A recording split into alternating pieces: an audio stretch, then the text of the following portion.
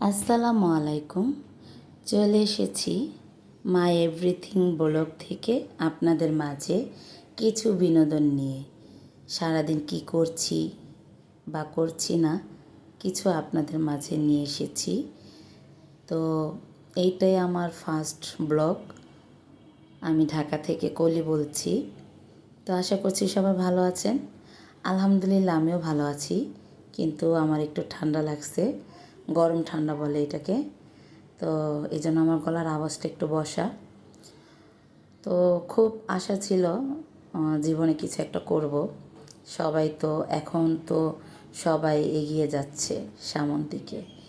তো আমরা তো গৃহিণীরা ঘর সংসার বাচ্চা ছাড়া কিছুই করতে পারি না।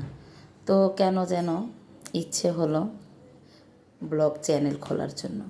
তো খুলে নিলাম, যেই কথা সেই কাজ। তো প্রথম ভিডিও নিয়ে চলে এসেছি আপনাদের মাঝে। আর আশা করছি আপনারা আমাকে আপনাদের বন্ধু করে নেবেন, সাবস্ক্রাইব এবং লাইক করে আমার চ্যানেলের সাথে আমার সাথে থেকে যাবেন, আমাকে আপনাদের পাশেই রেখে দিবেন। তো জানি না আমি কথা ভালো করে বলতে পারতেছি নাকি না। তো আমি যেমন তেমনই বলবো। তো যদি ভুল ত্রুটি কিছু হয়ে থাকে ক্ষমা চোখে দেখবেন সেটা।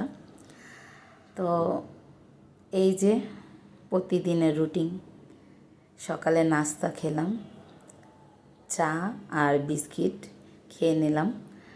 আর এই যে এখন রান্নার প্রস্তুতি, আমরা গৃহিণীরা যা করি সেটাই আর কি। তো আজকে আমি রান্না করব করলা ভাজি, পাট শাক, ভেন্ডি, কেউ ঢেঁড়স বলে কেউ ভেন্ডি বলে। এটা হচ্ছে কাঁচামরিচের বাটি। তো এক এক করে সব নামিয়ে নিচ্ছি।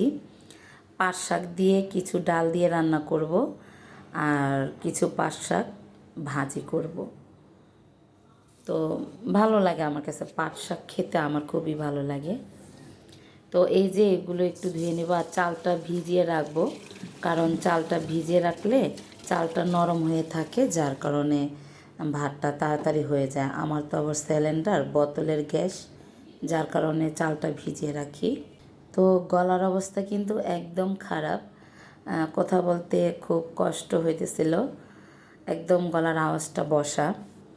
মানে ওরকম অসুস্থতা না, কিছু না, হঠাৎ করে সকালবেলা উঠে দেখি গলার আওয়াজ বসা, নিঃশ্বাস নিতে পারতেছি না, এরকম আর কি, নাক গলা বন্ধ হয়ে আছে। মানে এমনি সুস্থ আছি, ভালো আছি আলহামদুলিল্লাহ।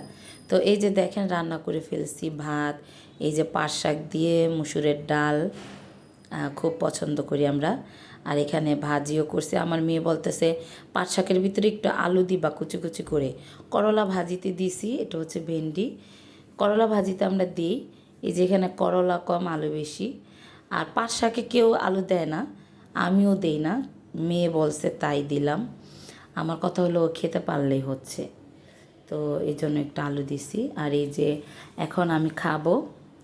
তো যদি কেউ খেতে চান আমার সাথে বিসমিল্লাহ করতে পারেন। আমি এখন বিসমিল্লাহ বলে খেতে বসে গেলাম। আমার খুব ভালো লাগে মাছ মাংস থেকে ভাজি খেতে, খুবই ভালো লাগে। আর কাল হচ্ছে কি মাংস রান্না করছিলাম, তো তো ভাবলাম আজকে একটু ভাজি সবজি করি, কারণ আমার ঘরে একদিন মাছ রান্না করলে আরেকদিন সবজি শাক ভাজি বা ডিম ভাজা। আমি ডিম ভাজি নাই, কিন্তু মেয়েরা কিন্তু ডিম ভাজা ছাড়া খাবে না। ওরা স্কুলে আছে, স্কুল থেকে আসবে 4:30টায়, এসে ওরা ডিম ভেজে যা যা আছে তা দিয়ে খেয়ে নেবে। কিন্তু আমার ডিম ভাজা লাগে না, কারণ যা ছিল এইগুলো আমার খুবই পছন্দ। তো এই আর কি কথা, তো খেয়ে নিচ্ছি। আর এটা হচ্ছে বিকেলবেলা, মানে মেয়েরা স্কুল থেকে চলে আসছে, 5টা অলরেডি বাজে এখন। তো মেয়েকে নিয়ে যাচ্ছি আরবি ম্যাডামের বাসায়। ওরা আবার স্কুল থেকে এসে আরবি পড়তে চলে যায়, ভাতটা খেয়ে আরবি পড়তে চলে যায়। ওদের একদম সময় নেই বাসায় থাকার। আর আরবি পড়ে আসার পর আবার চলে যাবে প্রাইভেটে। এই আর কি ব্যস্ততার জীবন, স্কুল জীবন ওদের। এই জীবনটা আমরাও কাটিয়ে আসছি, ব্যস্ততা জীবন। তো এই বিকালবেলা বের হচ্ছি, মানে কি বলবো, খুব মানে আলহামদুলিল্লাহ খুব সুন্দর একটা দিন আমার আজকে কাটিয়েছি।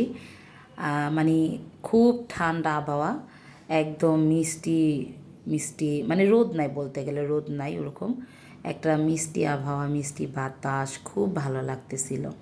আজকের মতো এখানেই শেষ করছি ভিডিওটি। আসসালামু আলাইকুম।